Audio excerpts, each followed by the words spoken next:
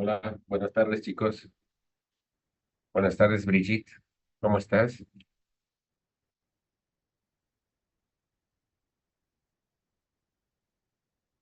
¿Me escuchan? Ujú. Doctor, ¿cómo Hola. está? Buenas noches, se lo escucha bien. Bueno, qué bien. Muchas gracias, Bri, como No siempre. tiene por qué, doctor.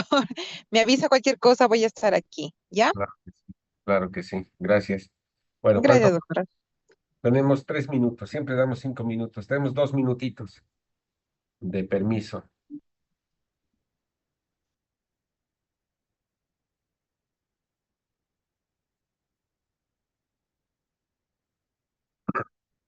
A ver, Noelia Aguilar está presente. Noelia, Buenas noches, doctor. Sí, ¿cómo estás, Noelia? ¿Puedes leer, por favor, el título del tema? sí, dice estudio de la médula ósea hematopoiesis. Bueno.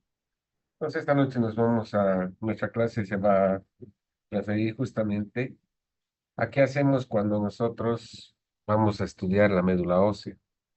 Y obviamente el estudio de la médula ósea sirve para poder, ¿sí?, estudiar ese proceso fisiológico que es la producción de elementos formes de la sangre periférica, que se conoce con nombre de hematopoiesis.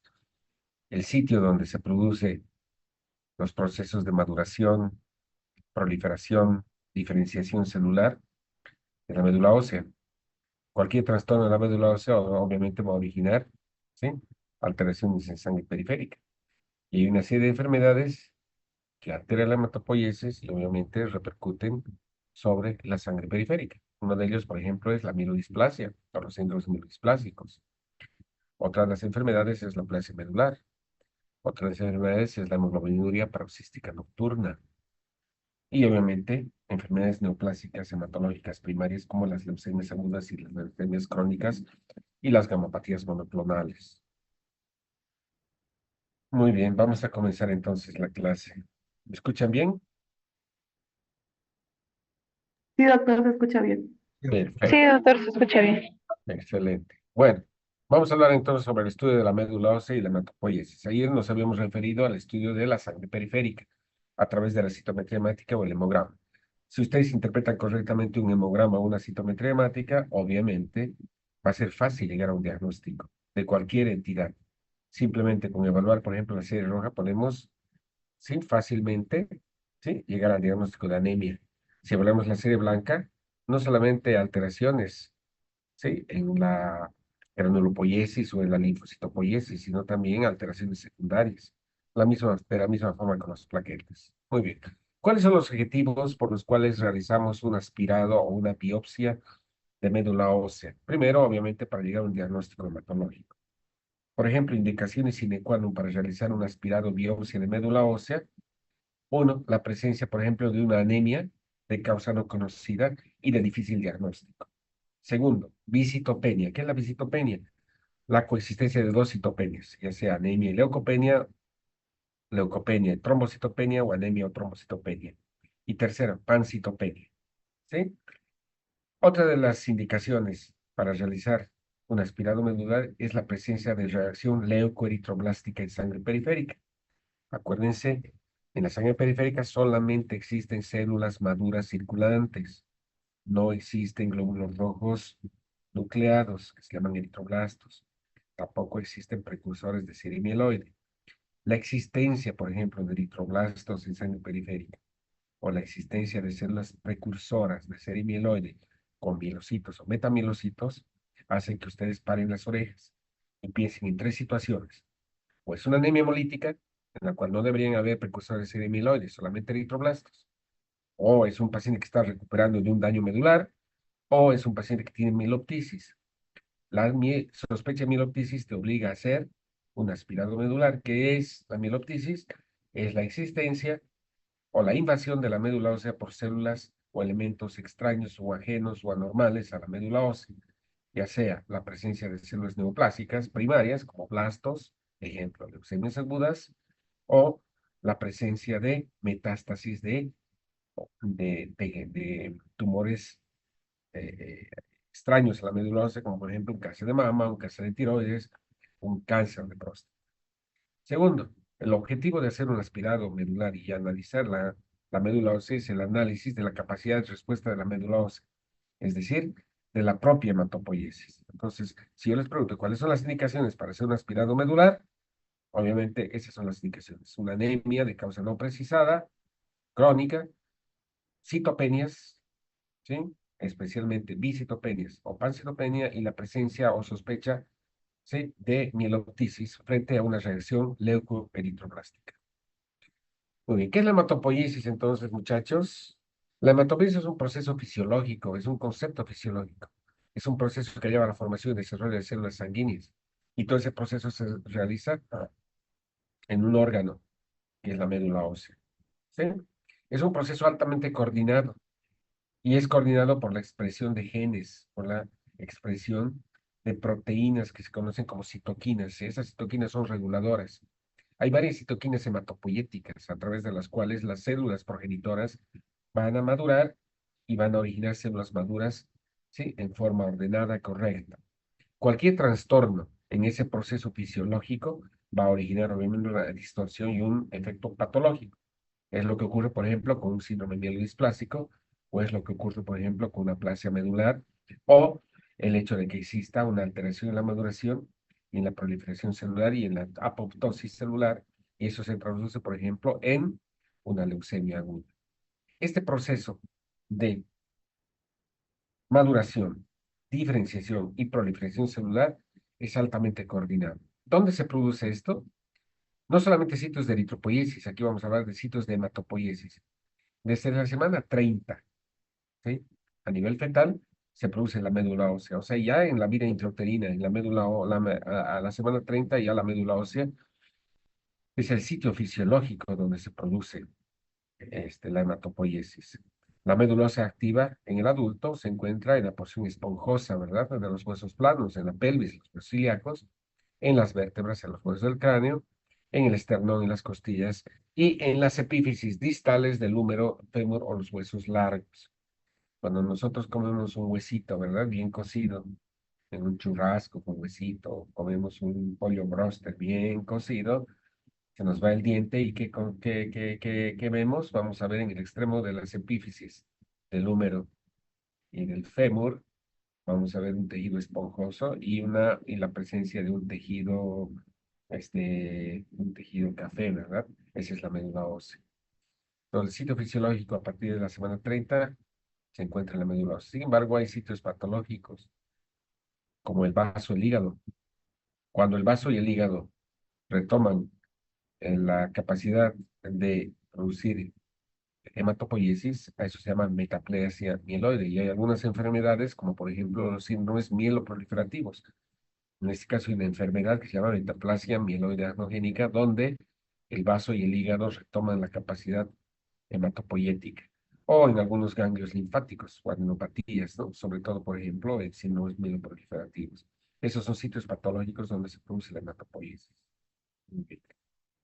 Este concepto es un concepto fisiológico, no es un concepto morfológico. Si bien vamos a poder observar mediante un frotis de sangre periférica la presencia de estas células, el concepto es fisiológico.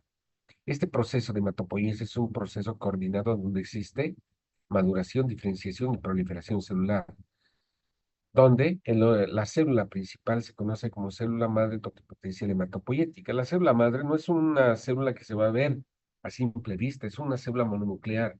El concepto fisiológico es que esta célula pluripotencial tiene la capacidad, bajo el estímulo de ciertas citoquinas, de poder, sí, autorrenovarse en nuevas células pluripotenciales y sobre todo, por estímulo de una serie de citoquinas, la capacidad, se dan cuenta, de diferenciarse y madurar hasta convertirse en células maduras circulantes. Este concepto fisiológico se produce en la médula ósea. Y si ustedes se dan cuenta acá, la célula madre pluripotencial en este proceso de hematopoiesis, de diferenciación y maduración, va a originar serie eritroide.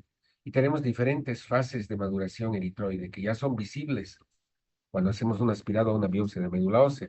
Por ejemplo, vamos a ver proeritroblastos, eritroblasto basófilo, eritroblasto octocromático policromatófilo, reticulocito que ya está circulando y glóbulo rojo nucleado maduro que vive 120 días en la sangre periférica. Este proceso coordinado, obviamente de maduración, lleva digamos, un proceso coordinado de diferenciación y maduración entre el núcleo y el citoplasma. Se dan cuenta, cada vez el núcleo se vuelve más pinótico y es expulsado por cariorexis cuando estás en fase de eritroblasto ortocromático. De la misma manera, la serie mieloide, ¿sí?, madura desde el mieloblasto, promielocito, mielocito, metamielocito en banda, metamielocito neutrófilo, metamielocito eosinófilo y metamielocito basófilo, para que en sangre periférica existan granulocitos polimorfonucleares maduros que cumplen con la función, ¿sí?, de, por ejemplo, una función de inmunidad innata, como ocurre con los neutrófilos, o la defensa de frente a infestaciones parasitarias de tipo helmíntico o reacciones alérgicas, como ocurre con los eosinófilos, ¿verdad? Entonces tenemos este proceso que se conoce con nombre de gránulo poiesis. Cualquier alteración en este proceso obviamente va a originar una dismielopoiesis y va a originar una mielodisplasia. De la misma manera, ¿sí?, la célula madre va a originar monocitos y el monocito en los tejidos se va a convertir en macrófago. Las células productoras de plaquetas se conocen con el nombre de megacariocitos. Los megacariocitos sola y exclusivamente están alojados en la médula ósea.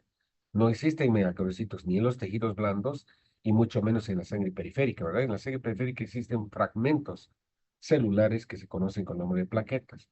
Más adelante van a ver o van a aprender o sabemos que las plaquetas intervienen en los fenómenos de hemostasia y coagulación, ¿verdad? Finalmente, también la célula madre totipotencial hematopoietica está comprometida con la maduración linfoide. Y la maduración linfoide va a originar linfocitos T y linfocitos B, tanto en la médula ósea como en los ganglios linfáticos, en el vaso, y finalmente las células B se van a alojar en la médula ósea y en los tejidos, originando células productoras de inmunoglobulinas, como son las células plasmáticas. Células plasmáticas que no están en la sede periférica, ¿verdad? Todo este concepto engloba la hematopoiesis, ¿verdad? Entonces, ¿qué es el tejido hematopoyético? Es el tejido en el cual se forman las células de la sangre. ¿Y cuáles hemos dicho que son los sitios de hematopoiesis? En el adulto, primero en el feto, a partir de la semana 30 en la médula ósea, y en el adulto en los huesos largos y en los huesos planos, en el extremo de los huesos largos.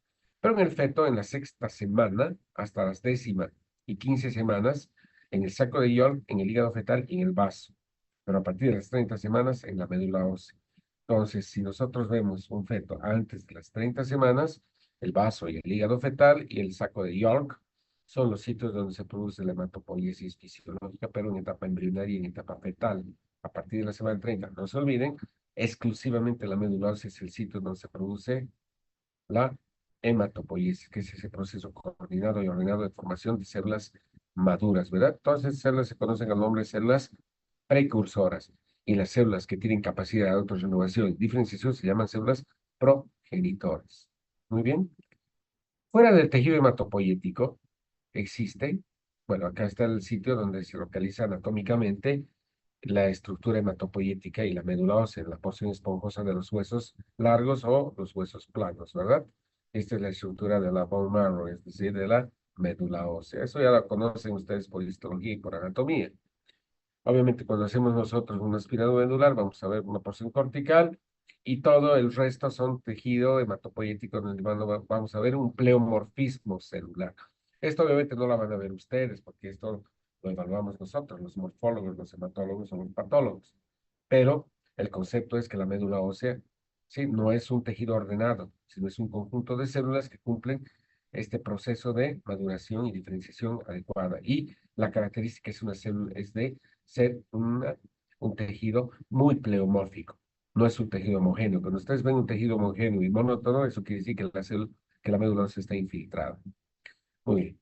Fuera de tener este concepto hematopoyético, existe el microambiente hematopoyético. Y el microambiente hematopoyético es ese tejido de sostén. Es una estructura altamente organizada, como dice ahí, de células del estroma de la médula ósea y de productos de esas células del estroma que van a regular la interacción de las diferentes células hematopoyéticas. Un daño en el microambiente hematopoyético, aun cuando la médula ósea sea sana, va a originar un fenómeno patológico, ¿verdad? Y ese es el concepto, por ejemplo, por el cual el daño del microambiente hematopoyético va a originar, por ejemplo, una displasia o una hipoplasia medular. El estroma hematopoyético, como dice acá, está constituido. No estamos hablando, ojo, del tejido hematopoyético. El tejido hematopoyético está constituido por células precursoras y células progenitoras. Cuando hablamos de estroma hematopoyético, no son células hematopoyéticas, sino son células estromales de origen mesenquimatoso, como son las células endoteliales, fibroblastos, adipocitos y osteoblastos. O sea, son las células de sostén que acompañan al tejido hematopoyético. Y obviamente células de origen no mesenquimal, como los macrófagos, donde el precursor es el monocito. ¿Qué van a originar estas células? Van a producir matriz extracelular y citoquinas, sobre todo citoquinas, que son proteínas, que son las que están involucradas en los procesos de regulación y de maduración y de proliferación celular y de control de la apoptosis. Miren, también produce una serie de proteínas, laminina, fibronectina, colágeno, glicosaminoglicanos, moléculas de adhesión, seritinas, integrinas, hialomucinas, etcétera, etcétera, proteínas que en el contexto general son las que permiten la interacción de los diferentes tipos de células. Miren, esta es la interacción que se produce entre las células hematopoyéticas con el microambiente o el estroma inductivo hematopoyético. El estroma es el microambiente necesario para resolver la diferenciación de las células. Y está constituido, obviamente, les había dicho, con citoquinas hematopoyéticas o factores de crecimiento, la matriz extracelular con una serie de proteínas, y obviamente esto genera interacción de célula a célula, entre osteoblastos, fibroblastos, células endoteliales, células dendríticas, macrófagos, con los precursores y progenitores hematopoyéticos. Acá tenemos el concepto de la regulación. Son tres objetivos o tres situaciones fisiológicas donde el microambiente hematopoyético es capaz de regular la producción de sangre, es decir, la hematopoiesis, regulación humoral, interacción a través de moléculas o matrices de matriz extracelular y la interacción celular a través de la interacción entre fibroblastos, osteoblastos, células dendríticas con células hematopoyéticas. Entonces, ¿cuáles son los tres mecanismos por los cuales se regula la interacción entre tejido hematopoyético y microambiente hematopoyético? Secreción de citoquinas y quimoquinas, interacción a través de matriz extracelular y contacto de célula a célula por moléculas de adhesión y morfógenos, ¿verdad?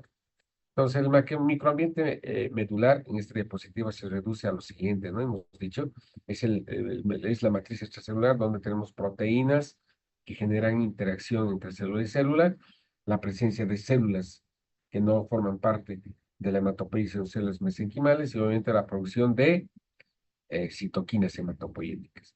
Miren, esta es un cultivo de células y las células hematopoyéticas por sí mismas no son capaces de diferenciarse ni proliferar, sino que necesitas la adición, perdón, de células estromales en los cultivos celulares para que se produzcan colonias, unidades formadoras de colonias de, por ejemplo, de glóbulos rojos, de plaquetas o de serimieloide. ¿Sí? Unidades famosas de colonias de protes eritroides, por ejemplo, merced a la interacción de células mesenquimales en los medios de cultivo. Por eso, las células estromales o el microambiente hematopoyético inductivo es muy importante y el daño de este microambiente va a originar también, obviamente, fenómenos fisiopatológicos. Cuando hablamos de mielodisplasia, cuando hablamos de aplasia medular, muchas veces el daño está a nivel de microambiente inductivo hematopoyético. Muy bien. ¿Qué procesos celulares entonces regulan la producción de células maduras en la sangre? ¿Sí? Miren, este concepto de proliferación, maduración y división celular, obviamente, ¿sí? Es regulado por una serie de citoquinas.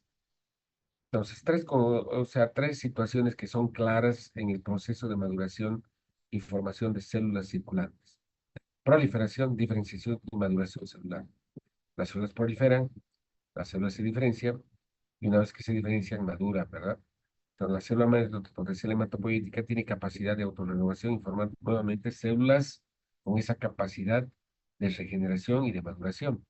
La diferenciación es ese concepto por el cual, por ejemplo, la unidad formadora de colonias eritroides, bajo estímulos de citoquinas, como eritropoietina, por ejemplo, va a producir ya un proeritroblasto, y el proeritroblasto va a madurar a eritroblasto basófilo, eritroblasto policromatófilo, eritroblasto ortocromático, reticulocito y glóbulo rojo. Todo ese proceso, obviamente, lo lleva a la formación de células maduras. ¿Cómo se regulan estos procesos celulares a nivel de la médula ósea? Habíamos dicho a través de citoquinas hematopoyéticas y una serie de citoquinas hematopoyéticas. Ustedes saben, por ejemplo, que la principal citoquina hematopoyética que regula la producción de glóbulos rojos es la eritropoyetina. La eritropoyetina no se produce en la médula ósea. La eritropoyetina, acuérdense, se produce en las células intersticiales de los túbulos renales. Y el principal estímulo para la síntesis de eritropoyetina es la tensión parcial de oxígeno a nivel de la arteriola aferente. Y eso va a estimular a los precursores eritropoyéticos para la formación, para la diferenciación y la proliferación de serie eritroide. Pero no solamente la eritropoyetina, miren, tenemos los factores estimulantes de colonias de granulocito macrófago, la interleuquina 7, ¿sí? Entonces son factores de crecimiento de interleuquinas u hormonas que son proteínas. Cada citoquina tiene múltiples acciones y es mediada por receptores, ¿no? Con dominios citoplasmáticos especializados en cada uno de los precursores hematopoyéticos. ¿Se dan cuenta?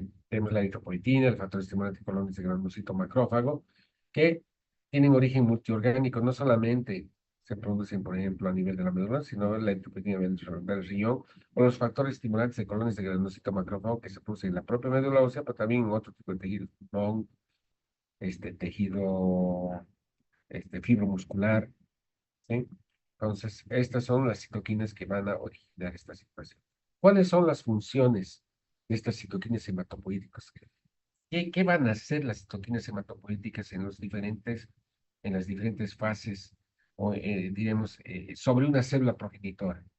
Obviamente van a producir activación funcional, van a inducir maduración, pero al mismo tiempo van a regular también la apoptosis, la muerte celular programada. Imagínense que una célula no se muera y que no esté programada para morirse, entonces va a proliferar, proliferar, proliferar y va a ocupar un espacio vital, como ocurre con las leucemias, por ejemplo. Las leucemias agudas o las leucemias crónicas son alteraciones en la proliferación y en la apoptosis.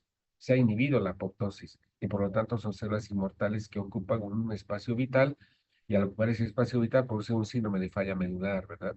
Aparte de eso, las citoquinas hematopoyéticas son las que estimulan a los seres progenitores para la diferenciación y compromiso con un linaje, porque la célula totipotencial hematopoyética tiene capacidad de poder diferenciarse en glóbulos rojos, glóbulos blancos y plaquetas, pero ¿a qué va a obedecer?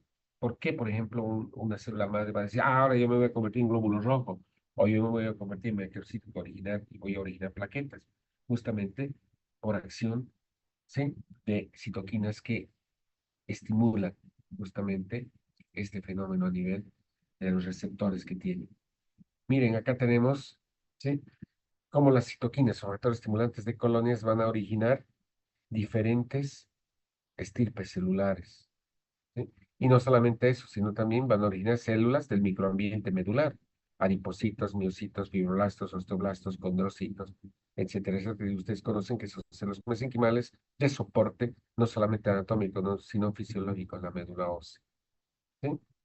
¿Cuál es el rol de las citoquinas? Como les había dicho, estimular, ¿no?, a los progenitores. Por ejemplo, acá tenemos una célula comprometida con linaje mieloide. Y bajo el estímulo de las unidades formadoras de colonias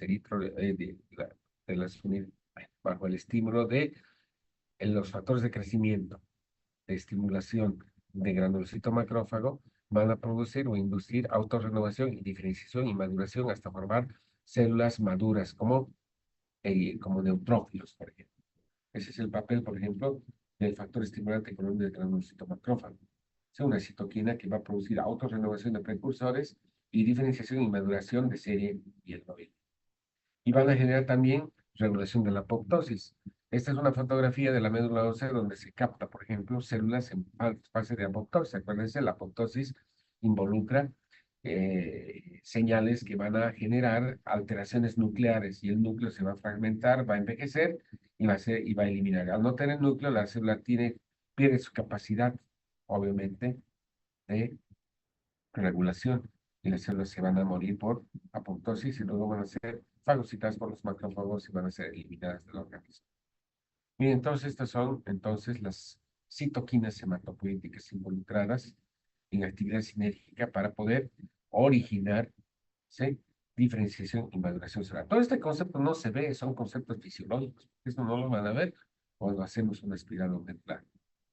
Lo que sí van a ver es la presencia ya de células maduras. Entonces, ¿qué es la hematopoiesis? En resumen, La hematopoiesis es el proceso coordinado y ordenado bajo la interacción entre citoquinas hematopoyéticas y el microambiente inductivo hematopoyético que favorece que las células progenitoras, como la unidad, como la célula madre totipotencial, tenga la capacidad de diferenciarse en células comprometidas con cada uno de estos linajes. Por ejemplo, el linaje eritroide que va a originar eritrocitos, o linaje mieloide que va a originar, ¿sí?, granulocitos polimorfonucleares, o bien el linaje linfoide que va a originar linfocitos T y linfocitos B. Cada una de estas fases fisiológicamente se denominan, por ejemplo, como células pluripotenciales, células progenitoras multipotenciales, progenitoras comprometidas con linaje de cada una de estas células, y son células precursoras ya definidas con linaje que van a originar células o fragmentos celulares ya maduros, ¿verdad? Entonces, no se olviden, en este concepto fisiológico existen células progenitoras, células precursoras y células maduras. Acá están, ¿sí?, como el estímulo de una stem cell bajo citoquinas como interleuquina 6, 10, factor estimulante de colonias, ¿sí?, o interleuquina 1, va a originar, ¿sí?, una célula comprometida con linaje mieloide que va a diferenciarse en células progenitoras y bajo el estímulo de cada una de estas citoquinas origina células ya maduras que son visibles desde el punto de vista microscópico óptico. En cambio, estas células no se observan, son la única manera de poder observarlas es a través de cultivos celulares, o si las vemos en el microscopio se van a ver como si fuesen células mononucleares, simplemente. Muy bien, hablaremos ahora de cada uno de los fenómenos de formación o de maduración de linaje. Vamos a hablar de eritropoiesis. ¿Cuáles son los estímulos para que se produzcan glóbulos rojos? La eritropoiesis es ese proceso coordinado y ordenado donde, bajo el estímulo de interleuquina 3 y eritropoietina, la célula madre pluripotencial hematopoyética va a originar células progenitoras comprometidas con linaje eritroide, que son la unidad formadora de brotes de colonias eritroides, ¿sí?, y la unidad formadora de colonias eritroides. Es aquí donde incide la eritropoietina. Acuérdense, la eritropoietina es citoquina. La citoquina o la eritropoietina no actúa sobre ninguna de estas células que ya son células comprometidas y bien diferenciadas con linaje eritroide, sino que el estímulo es que la unidad formadora de colonias eritroides pase, madure y empiece a sintetizar hemoglobina en la fase de unidad formadora de colonias eritroides y pase a la siguiente fase de maduración, que es el proeritroblasto. Acá actúa la eritropoietina, ¿sí? Y luego, para un proceso coordinado, se produce división celular y maduración. Miren, de una sola célula se producen 16 glóbulos rojos maduros en sangre periférica. Entonces, este proceso coordinado y ordenado se conoce con el nombre de eritropoiesis.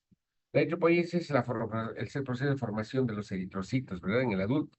Y eso se produce en la médula ósea, ¿sí?, a partir de las células madre pluripotenciales mediante procesos bien conocidos y el estímulo de unidades formadoras de colonias eritroides, unidades formadoras de colonias eritroides pequeñas y escasas, se produce estímulo de eritropoietina para que se sintetice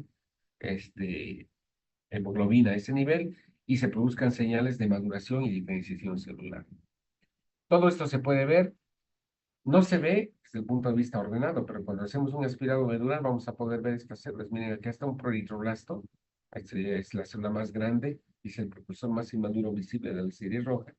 Y luego tenemos los eritroblastos basófilos, los eritroblastos policromatófilos y los eritroblastos ortocromáticos. Son glóbulos rojos prácticamente que tienen núcleo.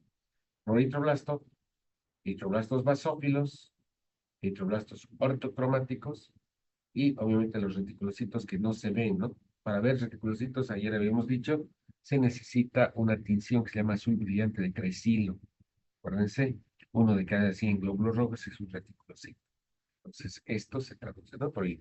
Si yo les pregunto cuál es el proceso fisiológico, morfológico de maduración de la eritropoiesis, ustedes me tienen que contestar, ¿sí? En la unidad o en la célula visible más inmadura desde el punto de vista morfológico en la médula ósea, comprometida con linaje eritroide, es el proeritroblasto. El proeritroblasto pasa a eritroblasto basófilo, policromatófilo, ortocromático, reticulocito y glóbulo rojo.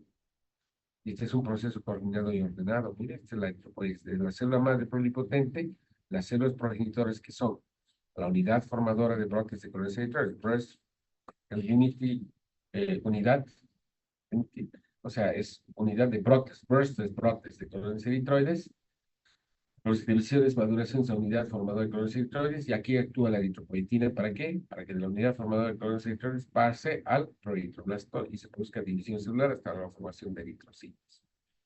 Es obvio entender que cualquier alteración en este fenómeno va a originar anemia, ¿verdad? ¿Qué pasa si no hay eritropoietina? No hay el estímulo. Y si no hay el estímulo, ¿qué ocurre?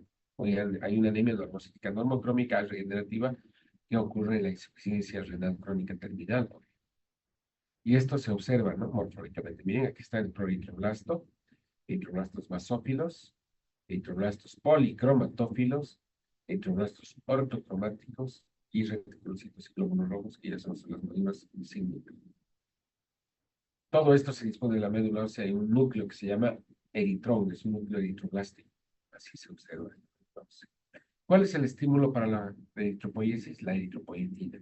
Es el principal mecanismo de regulación de la producción de glóbulos rojos, acuérdense, y el estímulo está dado por la tensión o la presión parcial de oxígeno a nivel de la arteriola aferente. Eso estimula el riñón a las células intersticiales de los túbulos renales y eso hace que se produzca eritropoietina porque la eritropoietina estimula la producción de glóbulos rojos. Mielopoiesis. En la mielopoiesis es el proceso fisiológico normal en las cuales los leucocitos se van a diferenciar en serie mieloide granulocítica y va a originar polimorfonucleares. ¿Sí? Todo eso estimulado a través de las unidades formadoras de colonias de monocitos y granulocitos. Y son las unidades formadoras de colonias bajo el estímulo de las citoquinas que se llaman factores estimulantes de colonias que van a originar esto, células maduras o neutrófilos segmentados, basófilos segmentados o eosinófilos segmentados. Acá tenemos la célula visible más inmadura, se conoce con el nombre de blasto, o mieloblasto. El mieloblasto, promielocito, mielocito, metamielocito, banda o callado, miren, un núcleo de herradura, y segmentado neutrófilo. Lo mismo ocurre si este es un basófilo o si este es un eosinófilo. Megacariopoiesis es el proceso de formación de plaquetas, ¿verdad? En el adulto no se produce en la médula ósea. ¿A partir de qué? De las unidades formadoras de colonias de megacariocitos. Y es aquí donde actúa una citoquina que se llama trombopoietina. La trombopoietina estimula la formación, la generación de fragmentación de membranas en el interior de los megacariocitos. Y el proceso de megacariocitos y el rol de la trombopoietina se explica justamente a la estimulación de la stem cell para que se convierta en una unidad comprometida con el linaje megacariocítico. Aquí tenemos el megacariocito inmaduro y aquí el megacarioblasto y aquí tenemos el megacariocito, que es la célula más grande, es una célula grandota, la peludosa con un núcleo pneumórfico. Se va a fragmentar por acción de la trombopoietina. La trombopoietina es la citoquina que estimula todo este proceso de trombocitopoiesis. Y no solamente la trombopoietina, sino también interleuquina 6, interleuquina 11 y factor estimulante, colonias de granulocitos. ¿Sí? Esto morfológicamente, permítame, te llamaré en 5 minutos, por favor, Jimmy. Sí, estoy en clases, te llamo en 5 minutos. Entonces, esto se observa, chicos, visiblemente en la médula ósea, y es lo que observamos. Miren, son las células grandotas. Somos un poquito acuciosos. Vamos a ver estas células. Muchas veces yo les digo, parecen huevos estrellados cuando vemos la médula ósea a gran aumento. Y el megacariocito es la célula más grande, es una célula espumosa donde adentro tenemos ya plaquetas que van delimitando membrana y van a formar fragmentos celulares. ¿Sí? Estas son las plaquetas circulares. Sí, este es el megacarocito, es la célula más grande. Muy bien. ¿Cómo obtenemos entonces todo esto y cómo valoramos la médula ósea? Mediante una punción de aspiración. Entonces, ¿dónde abordamos? Podemos abordar en los huesos planos. En los adultos podemos hacerlo a nivel del esternón o a nivel de la cresta ilíaca posterior superior, ¿verdad? Entonces, a través de un aspirado, una aguja especial, entramos y tomamos un aspirado y tomamos un cilindro óseo, ¿sí? Y nos permite, mediante tinciones pancrómicas, ya sea Grunwald, tinción de Pearls para ver cómo están los depósitos de hierro. Vamos a ver más adelante, por ejemplo, cuando hablemos de anemia ferropénica o anemia asociada a enfermedad crónica, cuál es la diferencia, por ejemplo, si hacemos tinciones de hierro En uno no va a haber hierro y en el otro va a haber un exceso de hierro, por ejemplo, la inflamatoria. O podemos hacer inmunocitoquímica para poder identificar diferentes células anormales.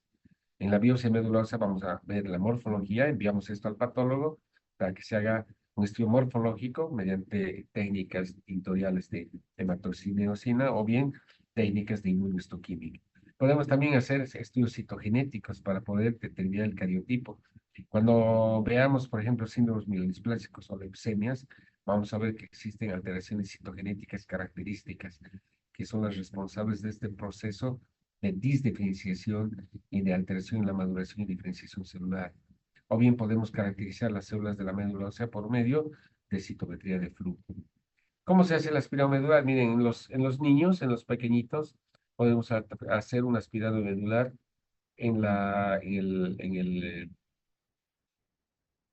tibia, en la cresta tibial, pero principalmente donde hacemos en la cresta ilíaca posterior superior, ya sea izquierda o derecha, mediante una aguja especial, penetramos la cortical, entramos a la porción esponjosa y realizamos un aspirado medular.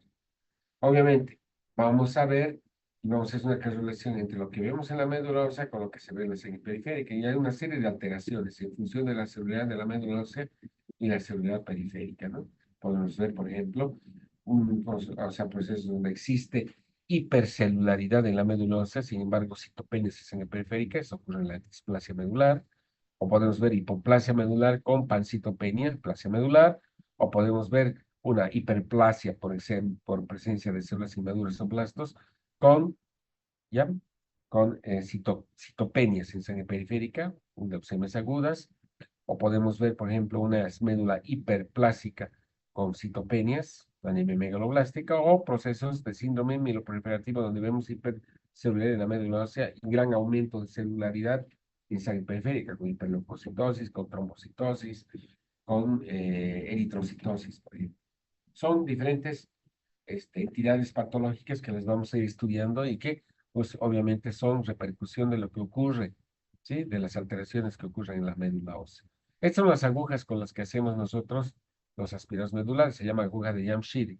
Es una aguja que tiene un trocar hueco y tiene un mandril, ¿sí? Corto. Esto es para hacer un aspirado medular a nivel del esternón o aspirados medulares en individuos flacos. Si nosotros queremos hacer unas biopsias de médula ósea, utilizamos esta aguja más larga, más gruesita, que se llama aguja de Jamshidi, con un mandril interno. Quitamos el mandril y tiene un filo a nivel distal que va a perforar el hueso y va a tomar una pequeña muestra ósea.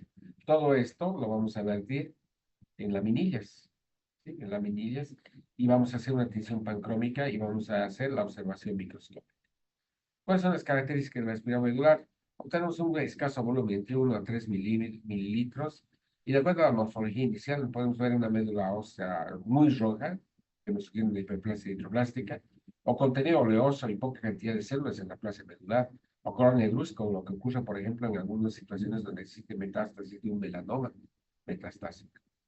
¿Qué es lo que hacemos con el tejido medular? Vamos a vaciarlo y vamos a hacer extendidos en laminillas y vamos a ver mediante una tinción panóptica, y a eso se llama mielograma. El mielograma no es más que la expresión de lo que estamos observando en la médula ósea.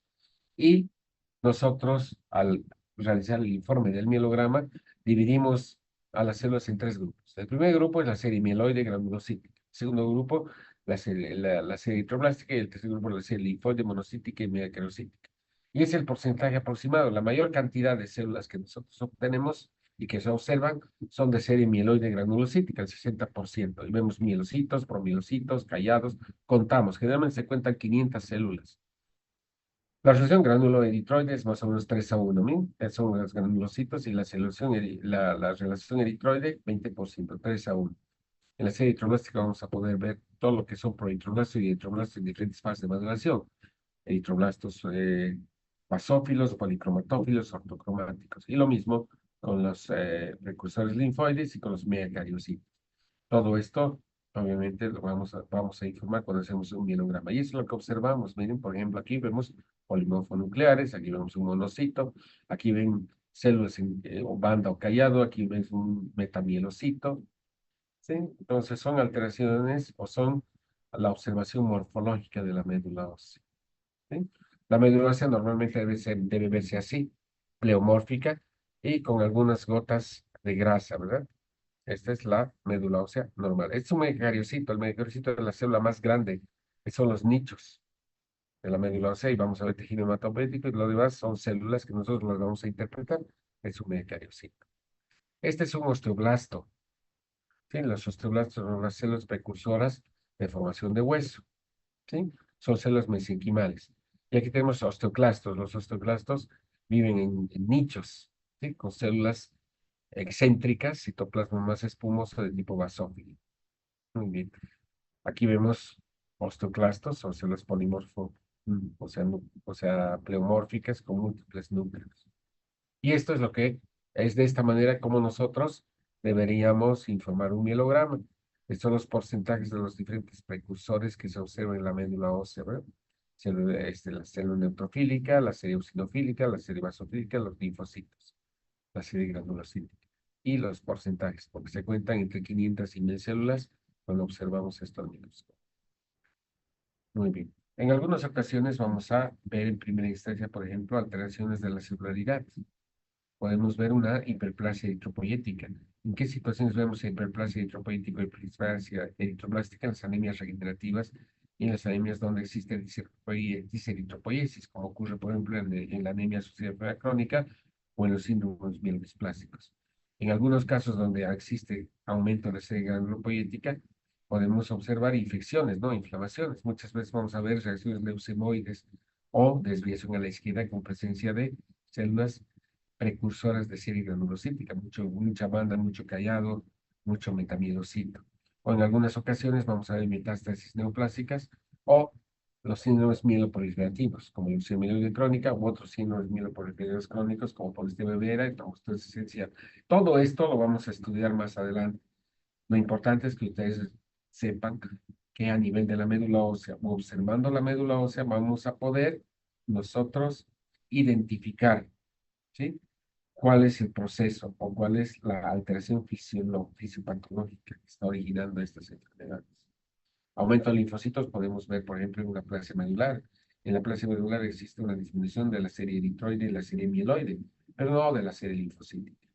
Aumento de células plasmáticas en una enfermedad que se llama mieloma múltiple. El mieloma múltiple es una enfermedad neoplásica donde existe una hiperplasia de células plasmáticas. Acuérdense, las células plasmáticas son linfocitos B maduros productores de inmunoglobulinas, o en algunas ocasiones enfermedad hepática crónica, en las cirrosis hepáticas, en la insuficiencia hepática severa. Si hacemos un aspirado medular, vamos a ver plasmocitosis, pero es una plasmocitosis policlonal, no es monoclonal. O la presencia de macrófagos e inflamaciones, el anemia hemolítica autoinmune, en hemopatías malignas o en metástasis neoplásicas, vamos a ver presencia de macrófagos en la médula ósea. O bien podemos ver, miren, esta presencia de gran cantidad de células anormales, inmaduras, con nucleolos. Eso se llama blastosis. Esta es una leucemia aguda, ¿verdad? O la presencia de metástasis. Miren, metástasis de un melanoma. ¿Sí? Entonces, bueno, aquí está una serie de links importantes en hematología. Seguramente están grabando o muchos han visto esta clase y van a poder entrar, ¿no? A todas estas estos links en hematología. Muy bien. Entonces, en resumen, a ver, ¿cuál es la enseñanza que se van a llevar esta noche a la casa o que los que están en la casa y van a ir a dormir y se van a soñar? No a tener pesadillas, por favor, con la médula, sino se van a soñar bonito. Van a decir, la médula ósea es el sitio fisiológico de formación de la sangre. Cuando hablamos de médula ósea, hablamos de dos componentes, ¿no? Un componente que es el de las células precursoras progenitoras que van a originar procesos de diferenciación celular que van a originar células maduras circulantes, pero esto no basta, sino que la médula ósea está constituida también por células estromales o microambiente inductivo hematopoyético, donde se produce interacción entre estas células a través del fenómeno célula-célula o bien la síntesis de citoquinas o proteínas que regulan estos procesos de diferenciación, maduración, proliferación celular e incluso apoptosis.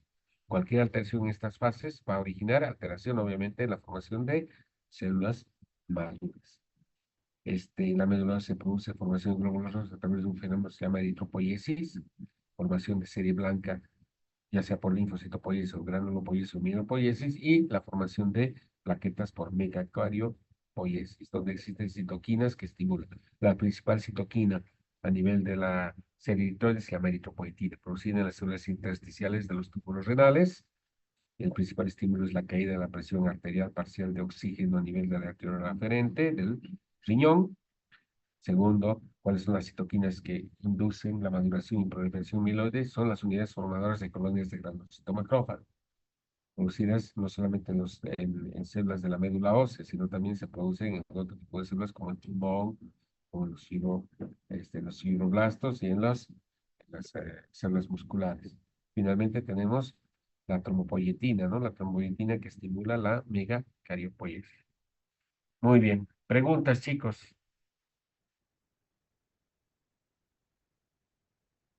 Como les he dicho, o no han entendido nada o han entendido todo. Entonces debería preguntarles yo, pero les voy a preguntar en el examen. Estas cosas sí van a entrar en el examen y son básicas, muy básicas. Eh, Les voy a pedir a los que asisten, que son mis alumnos del grupo práctico, que por favor se pasen entre ustedes y a la representante los libros de hematología que yo les he compartido en las rotaciones. Hay dos libros que son básicos. Y el libro de San Sabafren, que es el de hematología de pregrado, que es básico para ustedes. Y está la hematología de Williams, ¿no? Que es el libro básico de hematología para cualquier médico general. Entonces, en esos libros se encuentran las bases de la hematología y obviamente los libros de medicina interna, Harrison y el Barreras en castellano o el Harrison y el Cecil en inglés. Preguntas antes de que vayamos a roncar. Preguntas. Fernanda, Fabiola, Noelia, Marisol, Valerí, pucha, pura mujeres, puro megacariosito. Chicas, preguntas. ¿Se ha entendido? ¿Me han oído? ¿O he hablado Sí, doctor. Sí, doctor. no les Sí, ha parecido doctor, todo claro. ¿sí? ¿No les ha parecido una novela coreana sin traducción? Ah, perfecto, excelente. Ya, Valerí. Muy bien.